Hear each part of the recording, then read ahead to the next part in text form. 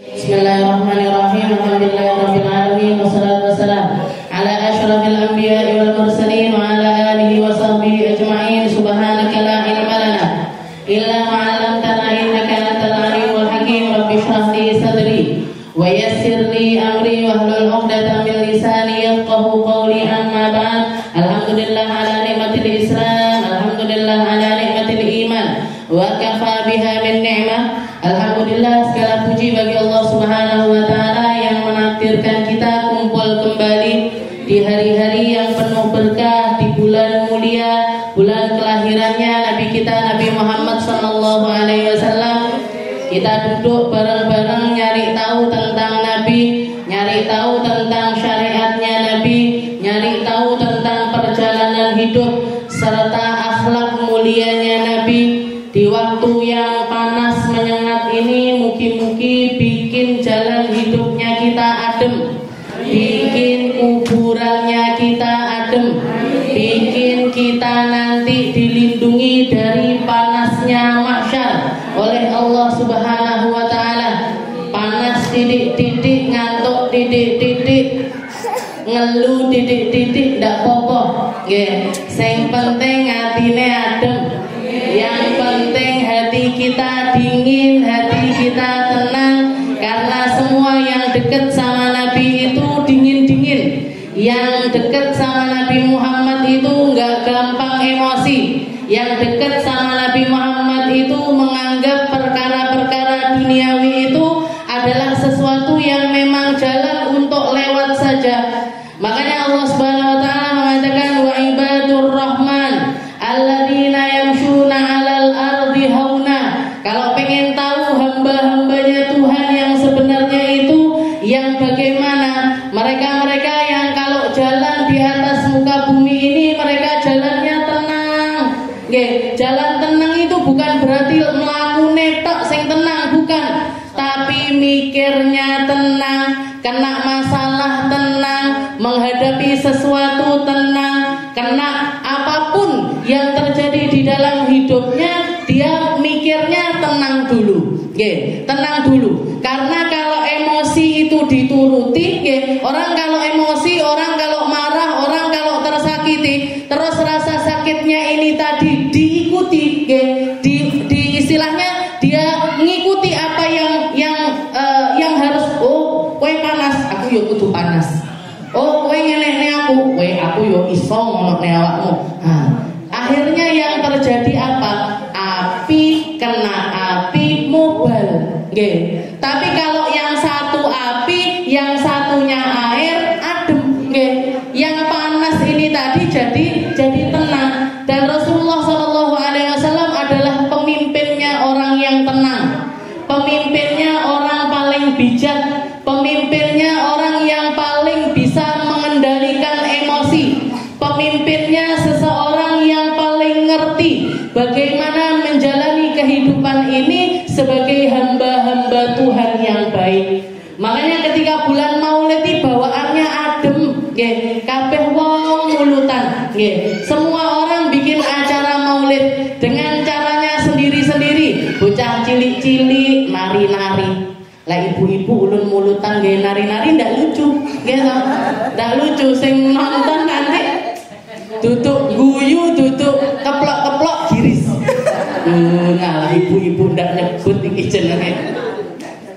Anak kecil-kecil nari-nari lucu, nggih, dipacai adat, dipacai ini itu dan lain sebagainya. Ibu-ibu punya cara sendiri, bikin bazar, gitu, bikin bazar, bikin apa namanya bekam gratis, pengobatan gratis dan lain sebagainya. Sesuatu yang manfaatnya meluas untuk orang banyak, yang manfaatnya dipakai untuk sosial bersama. Bapak-bapak bikin pengajian, ibu-ibu bikin pengajian, semuanya mengekspresikan rasa cintanya kepada Nabi Muhammad sallallahu alaihi wasallam.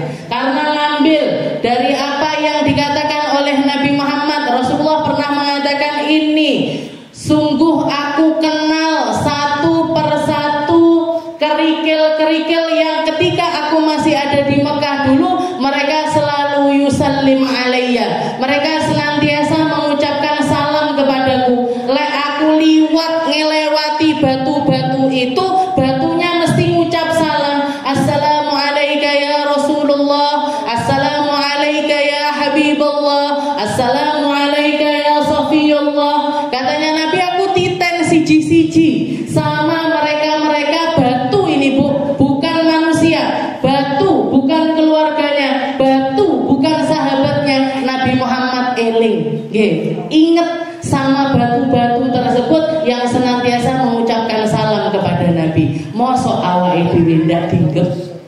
Masa kita hambanya Allah, masa kita umatnya Nabi, masa kita orang yang punya rasa rindu serta cinta kepada Nabi, lek awake dhewe salam mosok Nabi ndak eling. Masa nabinya ndak noleh, masa nabinya nggak ngelihat, masa nabinya mau acuh tak acuh terhadap salamnya kita, salawatnya kita. Hasya wa kalla, nggak mungkin. Nabi Muhammad orang yang paling perhatian, orang yang paling ngerti. Makanya salah satu cerita yang saya sering kali diceritain sama guru-guru saya, Habib Mundir Al-Musawa, ketika beliau bikin Maulid Akbar pertama kali di Monas, mampu datangkan massa 1 juta orang. 1 juta orang ngumpul di sekitaran Monas bikin Maulid Akbar. Bikin Maulid Akbar. Di dalam hatinya beliau, ya Allah, pengen istilahnya ada rasa, ya Allah, aku bisa ngumpulin 1 juta orang. Aku bisa bikin maulid ngumpulkan 1 juta orang dari penduduk Jakarta yang jumlahnya 12 juta orang. Berarti kan meh 10%-nya. Hampir 10%-nya ngumpul di Monas pada saat itu. Jadi ada rasa bangga. Dan Habib Mundir ini terkenal sebagai salah satu ulama yang sering sekali mimpi Rasulullah SAW.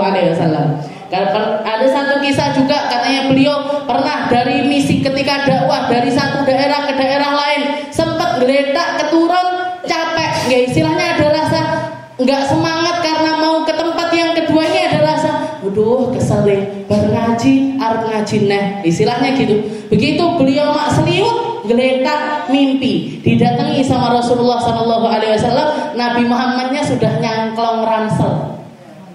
Ayo Mundir, ayo berangkat sekarang, ayo kita berangkat ke majelis berikutnya.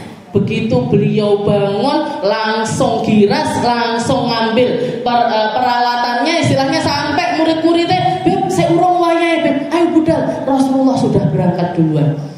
Rasulullah sudah semangat untuk dakwah di tempat yang kedua. Ini Habib Mundir itu sering sekali mimpi Nabi. Maka dikatakan ketika beliau bikin Maulid Akbar tersebut, malamnya ada rasa bangga. Jadi malam setelah acara itu beliau menganggap bangga, senang, gembira. Kan kita kalau setelah bikin acara gede ngoten kan terngiang-ngiang. Kalau orang sekarang ngomongnya gagal move on. Gak sepanggal terngiang-ngiang karena acara-acaranya itu. Di foto-fotonya diposting, foto-fotonya dibikin status. Ngoten niku berarti apa? Karena saking gembiranya. Maka dikatakan beliau ketika mimpi didatangi sama Nabi Muhammad.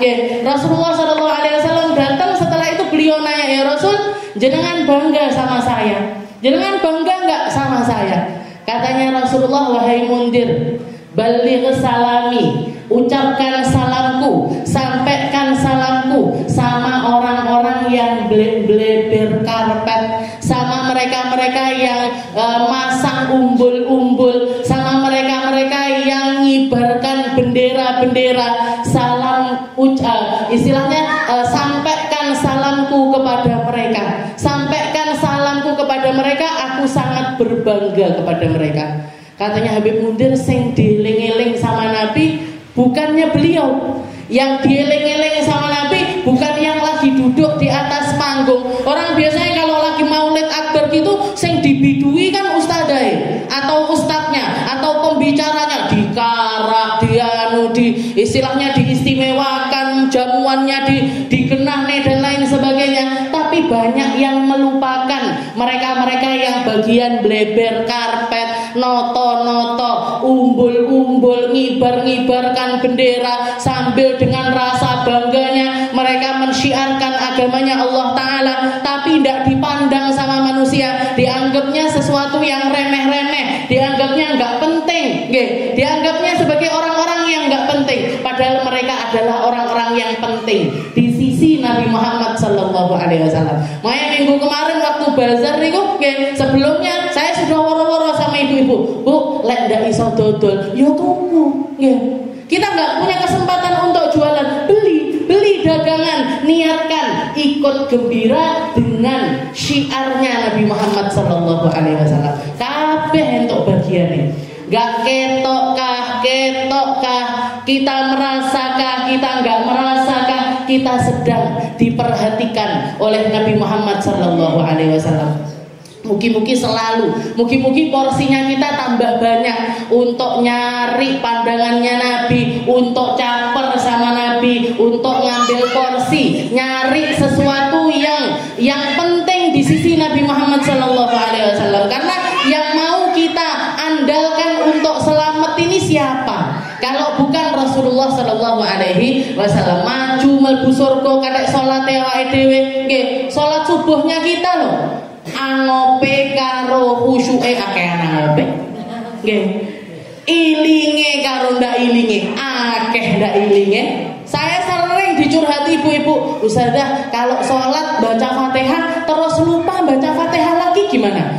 Iki piye? Sampai Fatihah lupa, nggih. Sampai sama Fatihah yang paling penting di dalam sholat lali.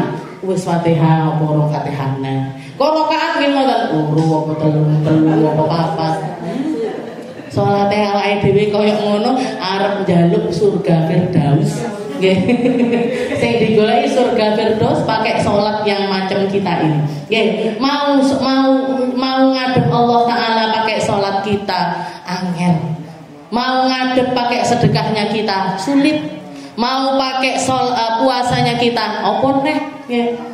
Posone awake dhewe nggih ngoten niku mekan nggih. Jadi istilahnya kalau enggak lewat Nabi Muhammad, kalau enggak dengan mencinta kepada Nabi kita Nabi Muhammad Sallallahu Alaihi Wasallam, mau nyari selamat itu lewat mana? Nggih. Alhamdulillahnya kita umatnya Nabi dan nabinya kita adalah Nabi Muhammad Sallallahu Alaihi Wasallam, bukan nabi yang lainnya. Nggih. Nabi-nabi yang lainnya sih istilahnya kalau mereka minta ada yang ditunda, ada yang tidak dikabul, ada yang nanti dulu dan lain sebagainya. Tapi kalau Nabi Muhammad pasti dilirik sama Allah Taala, pasti disampai, istilahnya pasti dikabulkan. Okay. Inna sanurdika fi ummatik. Ayatnya Allah Taala mengatakan wala sawfa yu'tika rabbuka fatarda. Akan aku kasih apapun yang menjadi permintaanmu wahai Muhammad sampai kamu puas. Sampai kamu puas. Pian bayang nih, jangan bayangkan kalau bojone pian, bojo-bojonya kita nyuruh kita masuk mall, di pintu mall dikasih kartu ATM, silahkan belanja sampai puas. Kira-kira piye? Urung mlebu wis ndrodok dhisik. Lek isine ATM akeh. Lek isine ATM titik yo digesekne yo panggah ndak cair. Tapi kalau yang ngasih kita suami yang ATM-nya isinya full, isinya banyak, kira-kira kita mau ngambil apa aja di mall itu. Ini yang ngasih Nabi Muhammad, zat sang pemilik langit dan bumi, yang nyiptakan surga neraka, yang nyiptakan bintang, matahari serta bulan. Bilang sama Nabi Muhammad, mengatakan kepada Nabi Muhammad, wala saufa yu'tika rabbuka fatardo. Tak kei Muhammad, minta apa? Sampai kamu puas, sampai kamu mukok istilahnya, sampai kamu gak punya permintaan lagi, semua apa yang kamu inginkan akan aku berikan wahai Muhammad. Disimpan sama Nabi, disimpan, ini ayat ini disimpan sama Nabi, keselamatannya 10%-nya untuk menyelamatkan manusia di dunia, 90%-nya untuk menyelamatkan umatnya di akhiratnya Allah Subhanahu wa taala. Sampai dikatakan enggak mungkin, enggak akan ada satu orang pun dari umatnya Nabi yang di dalam hatinya ada la ilaha illallah Muhammadur Rasulullah, dan kalimat itu dibawa sampai mati dalam keadaan bawa iman, dia ndak mungkin saake-ake maksiatnya, sebanyak apapun kesalahannya, dia akan tetap dikeluarkan oleh Nabi tidak dari dalam neraka. Mesti bakalan ditokne sama Nabi Muhammad dari dalam neraka. Saake-ake. Bahkan sampai diceritakan ada satu orang laki-laki yang hanya punya iman itu sekadar dzarrah, sebiji sawi me'ah. Sampai ketika diingat-ingat dia itu cuman punya kebaikan, jadi melakukan kebaikan itu cuman sekali. Waktu dia akad nikah, untuk menghalalkan istrinya, dia mengucapkan 2 kalimat syahadat, asyhadu an la ilaha illallah wa anna muhammadar rasulullah. Berpindah, tahu sholat, dah tahu poso, maksiat sembarang kali dilakoni. Sampai jadi orang yang terakhir yang dikeluarkan dari dalam neraka. Panggah, tapi panggah diselamatkan, tetap dikeluarkan dari dalam neraka, masuk ke dalam surganya Allah Subhanahu wa ta'ala. Mungkin selamat kabeh. Bila azab, bila hisab, mungkin masuk surga tanpa dihisab, tanpa diangel-angel, tanpa ngicipi neraka, tanpa ngicipi sesuatu yang menyakitkan. Di mahsyarnya enak, dibangkitkan enak, di kuburan enak, ditimbang amalnya enak, lewati sirat enak, sampai masuk langsung ke dalam surganya Allah Subhanahu wa ta'ala. Kita, anak cucu kita, keluarga kita mungkin selamat kabeh. Mlebu surga kabeh, ojo sampai enek sing mlebu neraka. Kita lanjutkan pembahasan kita di dalam kitab Bidayatul Hidayah karya Al-Imam Abi Hamid Muhammad bin Muhammad Al-Ghazali, seorang ulama yang paling terkenal dengan tasawufnya. Ila an qala al-mu'allif rahimahullah ta'ala wa nafa'ana bi ulumi fid dharain amin. Adabul imamah wal qudwah. Setelah kita bahas di pertemuan yang dulu-dulu tentang adab-adabnya sholat, tentang bagaimana kita takbiratul ihram, gimana ruku', gimana i'tidal, sujud dan lain sebagainya, sambil mengusahakan khusyuk, sambil mengusahakan untuk selalu menghadirkan hati kita di dalam sholatnya kita, mau itu sholatnya sendiri ataupun berjamaah, kita bahas tentang adab-adabnya. Sekarang Imam Ghazali ngajarkan kepada kita tentang adabnya imamah wal qudwah. Pentingnya sholat, jagain sholat secara berjamaah. Pentingnya menjaga sholat itu ada imamnya serta ada makmumnya. Ada imamnya, ada makmumnya. Seperti hadis yang terkenal, Rasulullah mengatakan salatul mar'u fi jamaah. Salatnya seseorang ketika berjamaah sama salatnya dia sendirian itu bedanya 27 derajat. Jadi orang kalau salatnya berjamaah dan 27 derajat ini didapat walaupun jamaahnya itu jamaah minimal. Jamaah minimal itu seberapa? Enek imame, enek makmume. Berdua, ada imamnya, ada makmumnya. Itu dibandingkan kalau kita sholat sendirian, itu perbedaannya adalah 27 derajat. Kalau di dalam hadis yang lain Rasulullah mengatakan sholatnya orang berlima lebih baik dibandingkan sholatnya berempat. Sholatnya berempat lebih baik daripada bertiga. Sholatnya bertiga lebih baik daripada berdua. Sholatnya berdua lebih baik dibandingkan sendirian.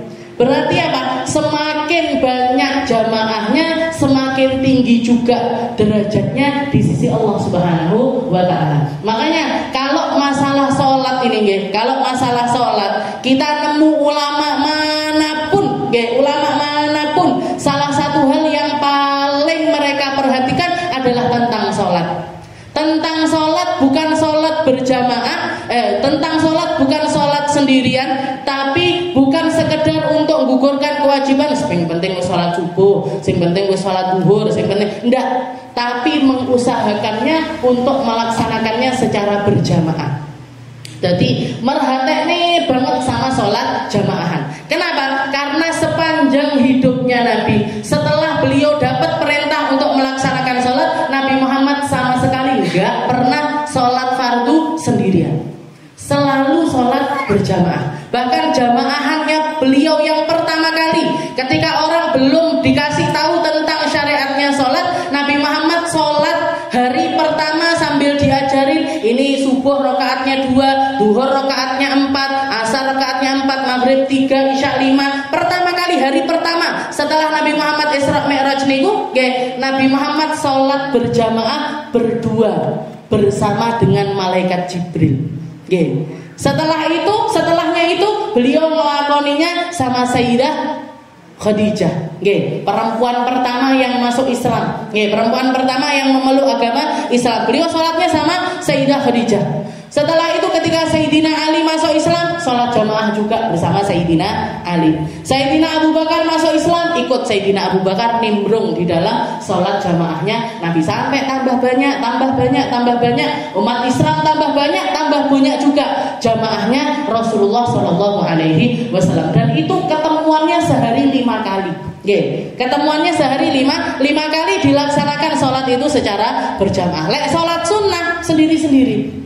Kalau sholat sunnahnya sendiri-sendiri, tapi sholat wajib Nabi Muhammad enggak pernah sholat sendiri, selalu berjamaah. Selalu berjamaah. Jadi masalah imamah wal qudwah, masalah bab tentang imam sama ada makmum, imam sama ada makmum, ini kita ngikuti sesuatu yang paling penting di dalam syariatnya Rasulullah SAW.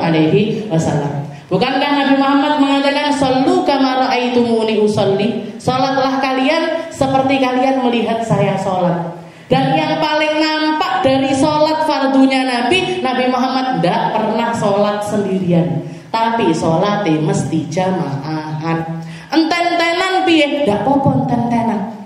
Nggak apa-apa enten-tenan. Di dalam fikih itu saya belajar fikih, masalah sholat berjamaah itu ada 70 rukhsah, ada 70 macam, ada 70 macam keadaannya sholatnya seseorang.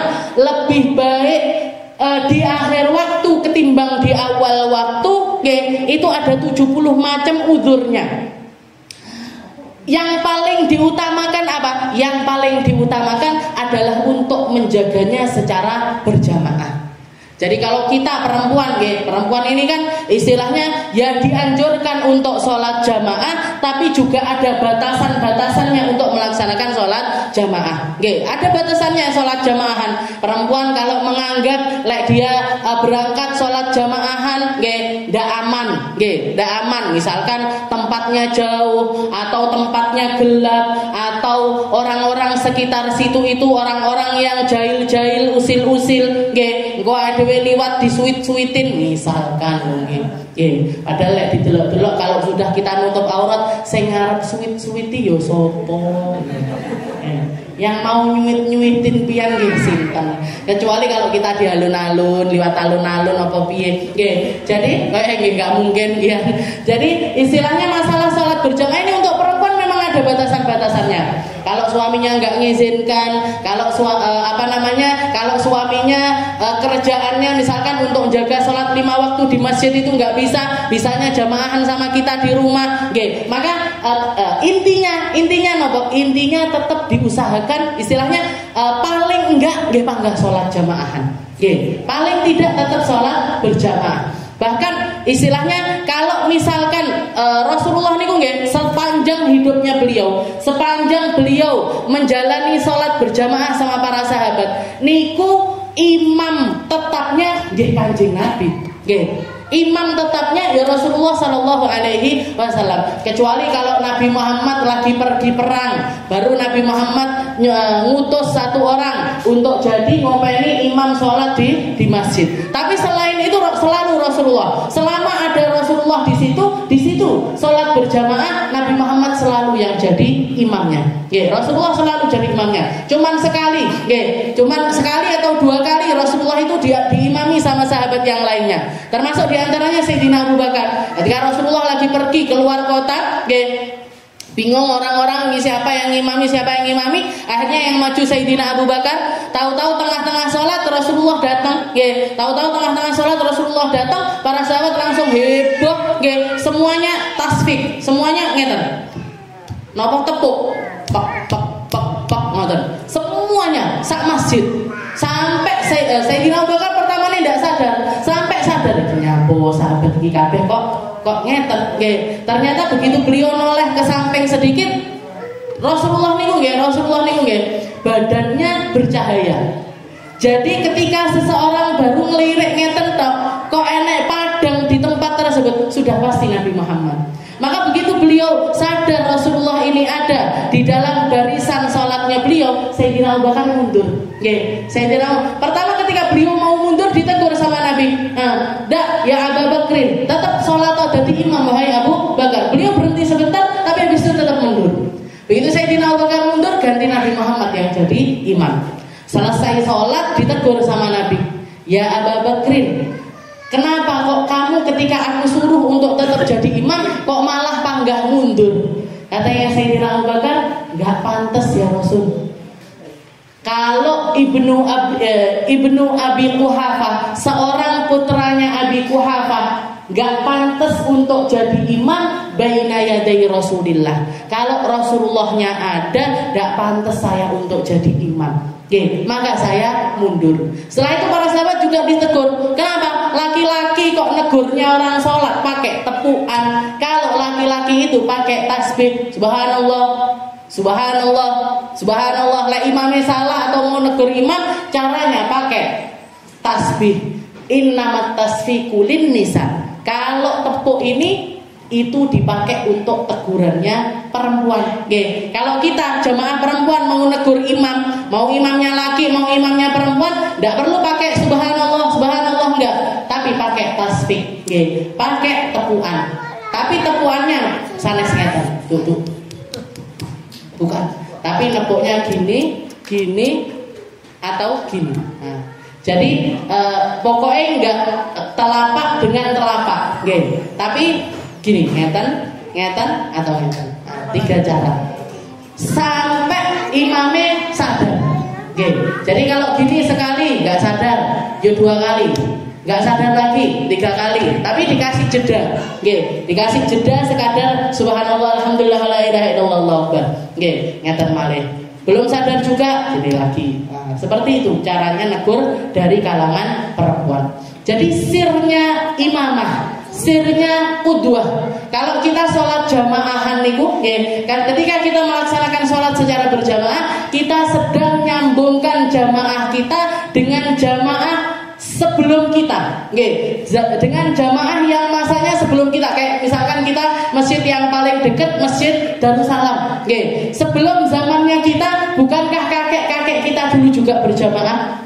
Kakek-kakeknya kita sebelum itu juga sholat berjamaah, entah di sini atau di tempat lain, mereka juga melaksanakan sholat jamaahan.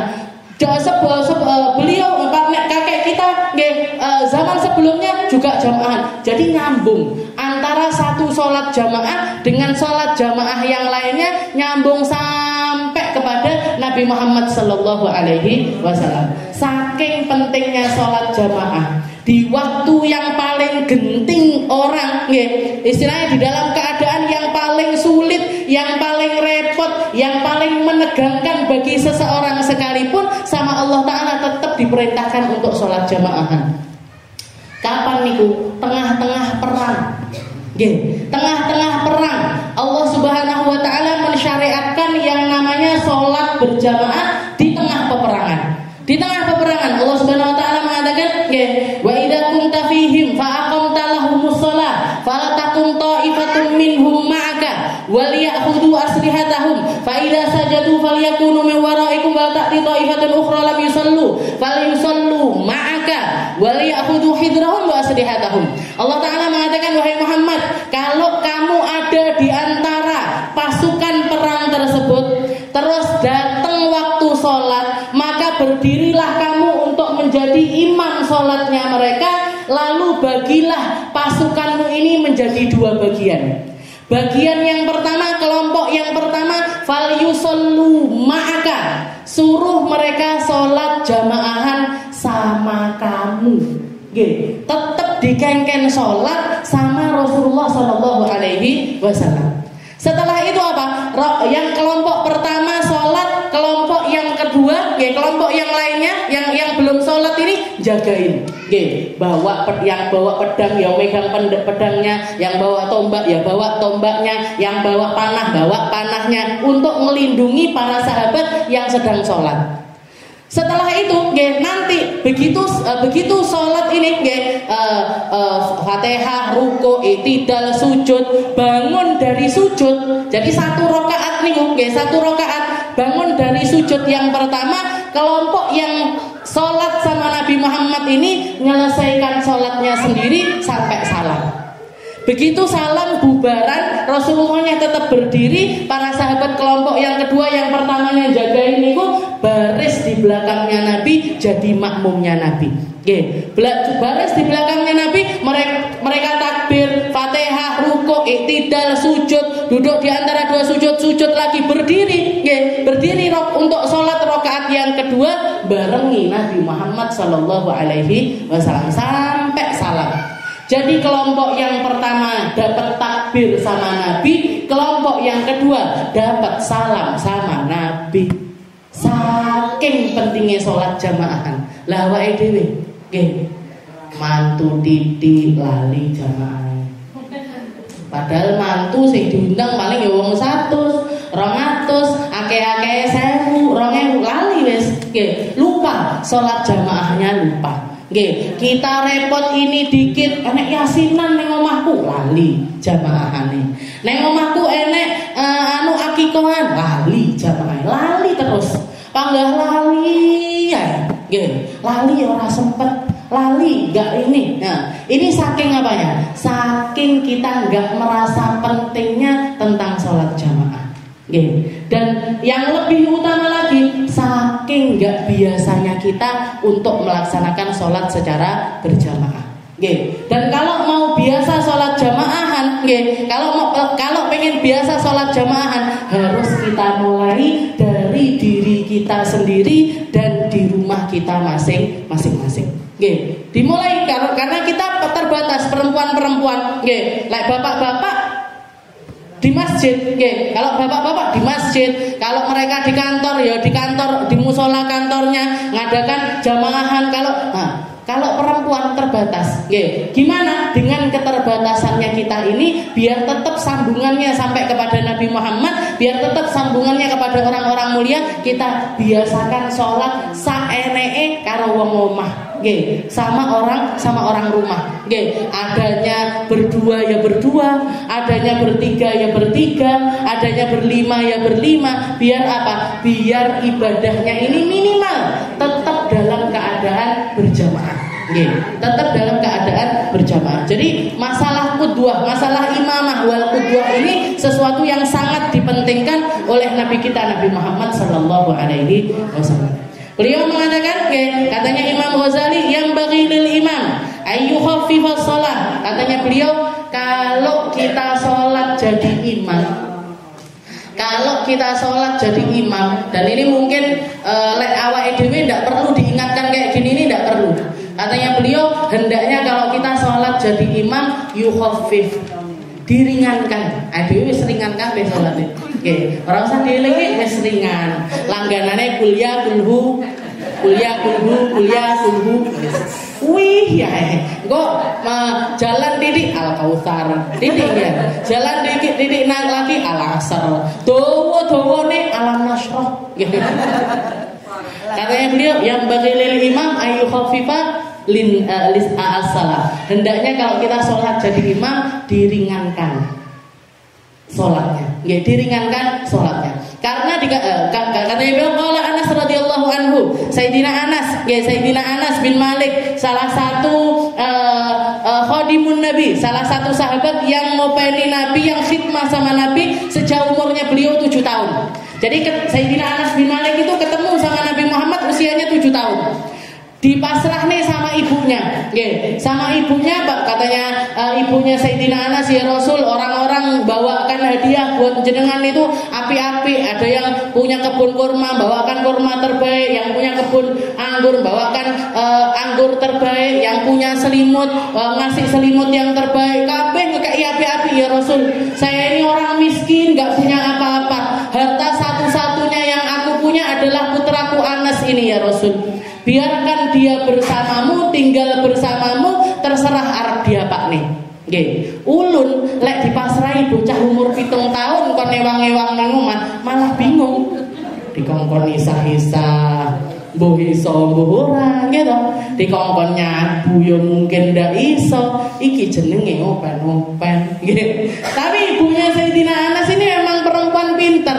Beliau tahu sesuatu yang paling, istilahnya kalau kita mau deket sama Nabi, kalau kita mau nyari selamat di sisi Allah Ta'ala, jalan paling gampang itu ya nyedeki Nabi Muhammad. Oke. Dan semua apapun yang ada pada diri Nabi Muhammad, semuanya akan ikut dicintai oleh Allah Subhanahu wa Ta'ala. Pandangannya Nabi penuh cinta, omongannya Nabi penuh hikmah. Nggih, serawung omong sak omong semuanya indah. Sayyidina Anas bin Malik dipasrahkan kepada Nabi mulai usia 7 tahun. Dan salah satu nasihatnya beliau yang paling terkenal, ya gulam, samillah wa kul biyaminik wa kul mimma yalik. Wahai anakku, wahai anak kecil yang hidup sama aku, kalau makan baca bismillah, kalau makan pakai tangan kanan, pakai tangan kanan. Kalau makan apa yang ada di depanmu. Ojo nyeromoh makanannya orang lain. Jangan nyari makanan punyanya orang lain. Yang ada di depanmu makanan. Ini nasihatnya Nabi sama Sayyidina Anas bin Malik. Jadi nasihatnya banyak. Katanya Sayyidina Anas, selama saya hampir 10 tahun tinggal sama Nabi, gak pernah negur saya, gak pernah ngomongnya pokok ngene, wahai Anas, kenapa kok kamu gini? Kenapa kok kamu gini? Dikongkon sama Nabi Muhammad suruh belanja sesuatu di warung. Suruh belanja sesuatu di warung sama Nabi. Budal sama bawa uangnya, kelihatan teman-temannya main bola, melok dolanan bal. Delok kanca-kancane dolanan, melok dolanan. Diparani sama Nabi, iki dikongkon ning warung kok ora teko-teko, nggih. Kok enggak datang-datang, diparani sama Nabi, dilihat lagi mainan, katanya Nabi, Anas, tak suruh kemana kamu tadi? Katanya Sayyidina Anas, al-an adhab ya Rasul. Ya sekarang mau berangkatin ya Rasul, gitu.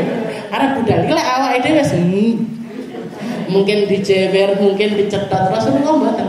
Langsung apa ya sudah, ya wis pancen ngono donyane bocah cilik. Kita mau ngomong sampai duwe karo bocah cilik, apa gunanya? Nggih, kemarin pentas seni, guru-gurune ulun sing anyar-anyar protes. Pak, ki bocah-bocah yang senine markasnya neng ndi to? Di Al-Ifah, Kak. Nggih, di Al-Ifah di sini kumpulnya. Tapi ki bocah wira-wiri, ya ngono kuwi bocah. Pian arep ngongkon dhewe ora wira-wiri, wong wis bengesan, wis ngemacak ayu, ya pingine didelok wong akeh. Nggih, pengen gitu riwa-riwi. Mendingan kita kasih tempat di depan panggung sekalian buat mereka duduk. Nggih, arepe ngomongnya aja rene ndak iso, ndak mempan, nggih, ndak mempan. Wong bocah nggih ngono kuwi, nggih. Anak kecil ya seperti itu. Ya seperti itu dunianya anak-anak. Nggih, sing penting gelem sinau, sing penting kita arahkan ke arah yang baik. Yang penting kita tetap ditegur kalau salah, ditegur dan lain sebagainya. Tapi untuk hal-hal yang memang, jadi anak kecil itu bukan orang dewasa yang terjebak di dalam tubuh anak-anak, boten.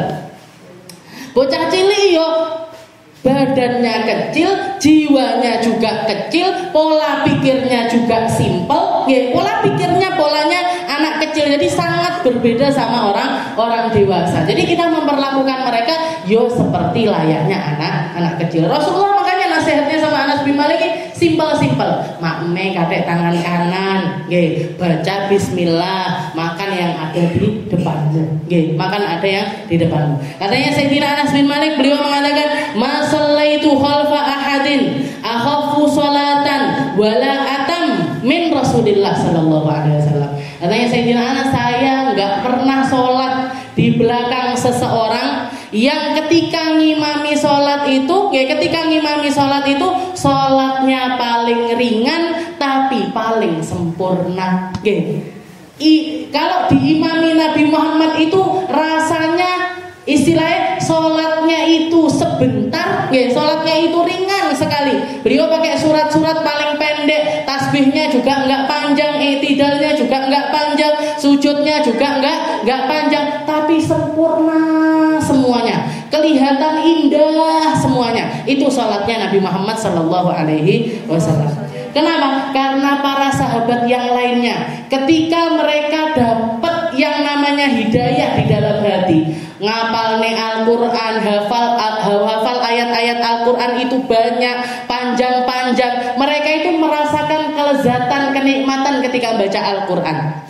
Sampai ke bawah, mau jadi imam sekalipun sholatnya dowo-dowo. Nggih, rata-rata para sahabatnya Nabi niku nggih sholat pakai surat Al-Baqarah niku biasa. Lek saiki nek sing sholat ngimami pakai Al-Baqarah, wali nggih. Waliyun min auliyaillah ini. Dhewe marai langganane ngene, kuliah kulhu. Angga piye nggih. Jadi kalau rata-rata para sahabatnya Nabi pakai surat Qaf niku biasa. Yang favoritnya para sahabat surat Ar-Rahman itu biasa. Surat Yasin. Pernah kita sholat Yasin? Yasinane yo pas ngeten iki Yasinan. Lek sholat maca Yasin gringingen dhisik. Kader dhisik itu camilane para sahabat niku. Nggih, Yasin, Waqiah, Tabarok, Ar-Rahman, Qaf. Nggih, niku surat-surat favoritnya para sahabat-sahabatnya Nabi dan itu cemilannya mereka. Nggih, itu cemilannya mereka. Sampai yang pernah yang ditegur sama Nabi Muhammad itu para sahabat yang sholatnya panjang-panjang.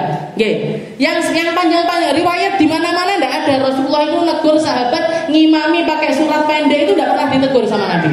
Tapi lek ngimami sholat pakai surat panjang ditegur malahan sama Rasulullah. Nggih, ketika ada seorang sahabat yang dapat tugas ngimami sholat di masjid yang dekat sama Madinah, nggih, dilaporkan sama Rasulullah, ya Rasul ini ngimami sholat ini bacanya surat Al-Baqarah. Nggih, nggak ngerti kalau di belakangnya makmumnya ini ada yang orang sepuh, ada yang perempuan punya bayi, ada anak kecil sing urung kuat ngikuti istilahnya kenikmatan yang mereka rasakan dan lain sebagainya, ditegur, dipanggil sama Nabi. Afattanun anta ya Mu'ad. Oke, katanya Nabi, kamu ini apa mau bikin fitnah di antara sahabat? Oke, apa pengen jadi omongannya orang? Apa kamu itu pengen jadi omongannya orang? Khafif. Kalau kamu jadi imam sholat, ringankan lek sholat dewe sakarepmu. Oke, kalau kamu sholatnya sendiri terserah. Mau pakai Al-Baqarah, Al-Imran, An-Nisa, Al-Maidah, mau santap kabeh silahkan. Nggih. Tapi kalau jadi imam ringankan. Nggih. Tapi ojo ringan banget. Nggih. Ojo ringan banget sampai sing diapane pangga kulhu terus. Nggih. Rakaat pertama kulhu, rakaat kedua kulhu. Nggih. Engko salat duhae yo kulhu neh. Nggih. Tahajudnya yo kulhu neh. Nggih. Akhirnya sing eling kulhu tok. Nggih. Liyane nggih. Surat Al-Fil apa? Pertamanya apa ya? Al-Fil itu kayak bocah-bocah TV gimana? Al-Fil pertamanya apa? Al-Maun pertamanya apa? Nggih.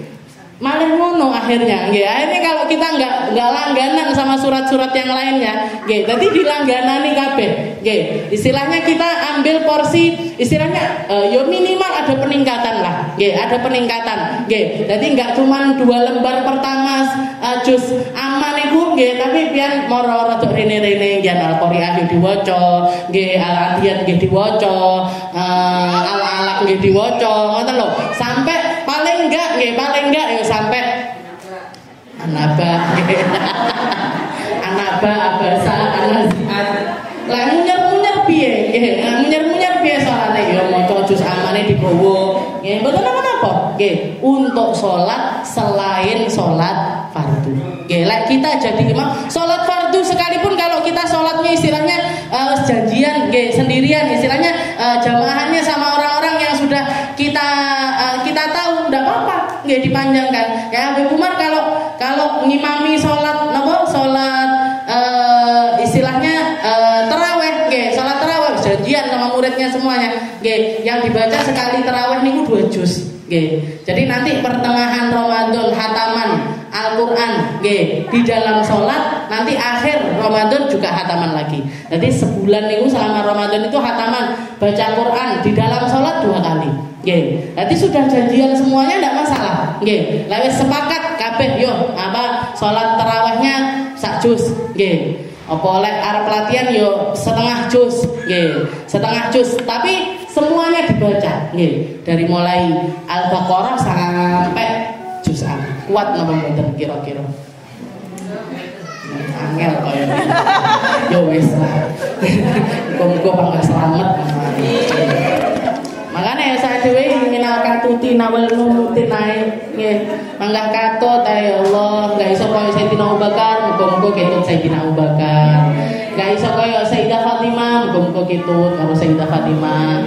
Tapi ketut iki mbuh ketut tenan, mbuh ora. Ngono lho. Sing medeni niku, sing marahi medeni. Mbuh ketut tenanan, mbuh ora. Nggih. Enggak tahu kita beneran jadi orang-orang yang memang tulus di dalam mencintai mereka, terus bisa ngikuti mereka dengan sebenar-benarnya, atau iki sing luwih harus tak perhatikan sing iki. Ngono ae dhewe sudah iso ngomong gitu. Wong katutin kok. Yo lek minal katutin iki berarti lek kuotane enek yo katut, lek kuotane entek yo wis empuk nggih. Ngoten. Aja nggih. Muga selamat kabeh. Wala yukabbir malam yafruq al-muadzin minal iqamah. Nggih, setelah itu beliau juga mengatakan katanya setelah ngutip hadisnya Anas bin Malik, "Ma shallaitu khalfa ahadin akhaf salatan wala atam min Rasulillah sallallahu alaihi wasallam. Wala yukabbir malam yafruqil muadzin minal iqamah." Katanya beliau setelah itu, dan hendaknya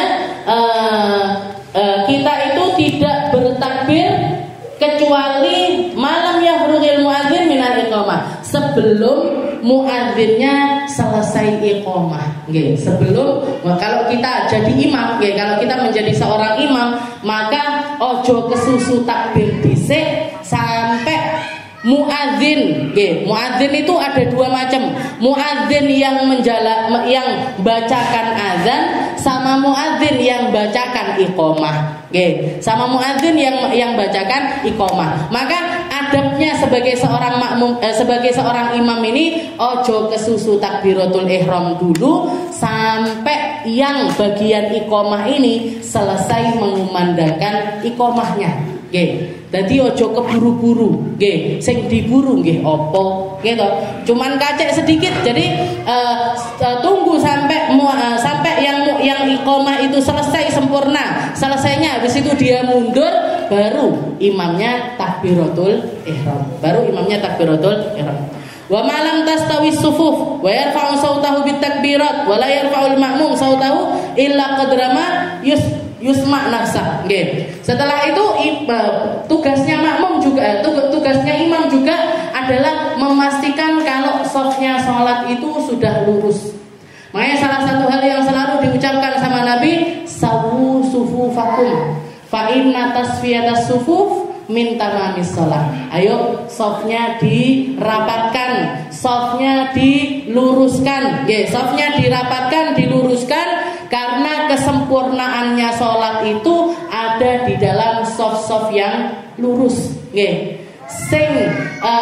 Yang bikin bingung zaman sekarang ini, ketika imam sudah berdiri di tempat imamnya, nengok gone makmume sik separuh, liyane sik mlayu mara masjid. Nggih. Liyane sik mlayu mara. Nah diomongi sawu sufufakum, makmume sik mlayu kabeh. Ini masjid-masjid zaman sekarang seperti ini. Lek ra ngono sik wudu, lek ra ngono sik nang jeding, lek ra ngono sik garuk-garuk, sik noto-noto. Nggih. Jadi tugasnya imam itu nggih lebih berat di zaman sekarang. Nggih. Marai wong-wong budale ning masjid ngenteni qomat. Nggih. Nunggu iqamah. Padahal harusnya imam itu nengok ke belakang sudah sempurna. Makmume sing mau ikut sholat jamaah ini kelak zamannya Nabi wis buk sampai ke mburi. Nggih. Sudah penuh masjidnya Nabi dengan jamaah, Rasulullah tinggal nengok, habis itu sawu sufufakum. Ayo dirapatkan, shafnya dirapatkan, barisannya dibenakne. Nggih, karena sempurnanya salatnya kita kalau shafnya kita itu rapet. Nggih.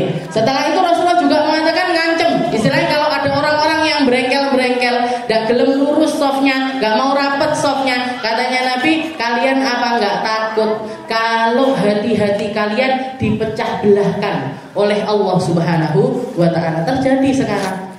Karena sholatnya kita enggak terlalu merhatikan shaf, enggak terlalu merhatikan barisan lurusnya barisan, rapatnya barisan. Uangin duwe pikirannya orang zaman sekarang itu pikirannya masing-masing. Sing penting aku, yang penting saya, yang penting saya enak, egois semuanya. Kalaupun bikin acara istilahnya rembukan bersama, sing iki melek ngene, sing iki melek ngene, sing iki melek ngene, dan karpe dewe-dewe ndak bisa disatukan. Ndak bisa disatukan. Kenapa? Karena nggak biasa bersatu.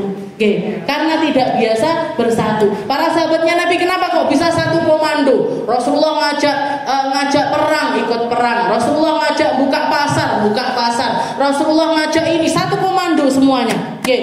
Inti pusaranya ada di dalam sirnya sholat mereka, ada di dalam rahasia sholatnya mereka. Mereka sudah biasa satu komando sehari 5 kali. Sehari 5 kali. Lah awake dhewe, kabeh karepe dhewe. Sing iki milik ngene, sing iki milik ngene, sing iki milik ngene.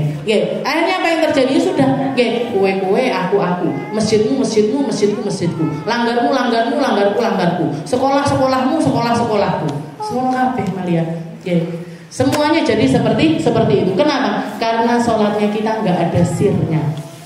Sholatnya kita, jamaahnya kita, ini persatuan yang menyatukan yang ada di dalam sholat ini nggak ada pada diri kita, nggak ada pada diri kita. Malam tastawi sufuh wa yarfa'u sautahu bitakbirat. Kalau jadi imam, orang kalau sudah jadi imam, wayai banter no pisan. Jangan terus jadi imam terus umi. Makmumnya bingung. Ayah rukuk wis apa sujud nggih ngoten wis apa asline. Lek wis dadi imam, kita kalau sudah jadi pemimpin, fullkan suara. Fullkan suara. Apa saya waktu istilahnya ngajarin, kamu kalau disuruh orang ngomong, suruh mimpin maulid apa suruh mimpin apapun, mic-mu lek iso emploken. Mic ini kalau bisa emploken. Kenapa? Kamu dikasih mic itu biar suaranya kedengeran semuanya. Orang sakane tawadhu-tawadhuan. Yasin wal Qur'anil hakim. Dikongkon ngene, nenek, dikongkon ngene nek. Terus nyapo nyekel mic, Ngapain kalau maunya kayak gitu tawadhu-tawadhuan, enggak usah megang mic sekalian. Enggak usah megang mic sekalian. Jadi kalau kamu dipilih orang untuk jadi pemimpin di dalam apapun, hal apapun, sekecil apapun itu, disuruh jadi pemimpin, irfa sautak, keraskan suaramu semampumu mengeraskan, semampu kamu ngeraskan. Begitu juga sama yang lainnya, pian duwe hadroh dadi tim hadroh wayahe dung tak iki dikai mic dicedhekne biar apa? Biar dung tak iki nggih mlebu kian. Wis ndak usah kathek tawadhu-tawadhuan. Lek wayahe tampil ya tampil, wayahe linggo dadi jamaah ya linggo dadi jamaah. Sesimpel itu sebenarnya. Nabi Muhammad menerapkan itu. Nabi Muhammad menerapkan itu. Waktunya beliau jadi pemimpin, kalau suaranya beliau nggak nyampe, beliau nyari sahabat yang suaranya nyampe. Rasulullah suaranya nggak sekeras suaranya Sayyidina Bilal bin Rabah. Yang bagian adzan sinten? Sayyidina Bilal. Bilal naik ke atas, naik ke atas tempat yang paling tinggi, biar suaramu kedengeran ke seluruh tempat, ke rumahnya orang-orang yang ada di Madinah. Sahabatnya Nabi yang lainnya, Sayyidina Abdullah bin Umi Maktum yang sepupunya Nabi yang buta niku suaranya nggih gemblendeng, dikongkon sama Nabi bagian adzan. Lek ndak Abdullah bin Umi Maktum, yo Bilal bin Rabah. Sing suaranya cilik-cilik nggih boten dipilih sama Nabi. Yang suaranya kecil-kecil enggak dipilih sama Rasulullah sallallahu alaihi wasallam. Katanya beliau wa yarfa sautahu bit takbirat. Wa ya takbir intiqalat itu terutama takbir perpindahan dari berdiri ke rukuk ke itidal dan lain sebagainya, itu tinggikan suara. Wala yarfa'ul ma'mum sautahu illa qadra ma yusma' nasa. Tapi kalau kita jadi makmum, baca dengan bersuara sekadar telingamu sendiri yang mendengar. Lek awake dhewe dadi makmum yo aja maca banter-banter saingan karo imame. Nggih. Imame alfa bismillahirrahmanirrahim. Bismillahirrahmanirrahim. Alhamdulillahirabbil alamin. Sing makmum sapa, sing imam sapa. Nggih, kalau kita jadi makmum pelankan suara, nggih, pelankan suara tapi tetap baca, nggih. Sekadarnya seberapa? Sekadar telinga kita sendiri yang dengar. Nggih, volumenya sekadar telinga kita sendiri yang dengar. Wa wil imam liana al fadl. Kalau kita jadi imam, walaupun niat imaman itu enggak wajib, tapi sebaiknya tetap berniat sebagai imam. Jadi kalau kita jadi imam, kalau jadi makmum itu kan wajib usolli fardhu dzuhri makmuman. Kita jadi makmum wajib baca makmuman, itu wajib hukumnya. Tapi kalau jadi imam nggak wajib. Jadi imaman nggak wajib. Tapi katanya Imam Ghazali, kalau kamu sudah diangkat jadi imam, yo niat no imam pisan juga ndak apa-apa, itu lebih afdol lagi. Wallahu a'lam bishawab. Insyaallah kita lanjutkan di pertemuan yang selanjutnya, masih di dalam bab al-imamah wal qudwah.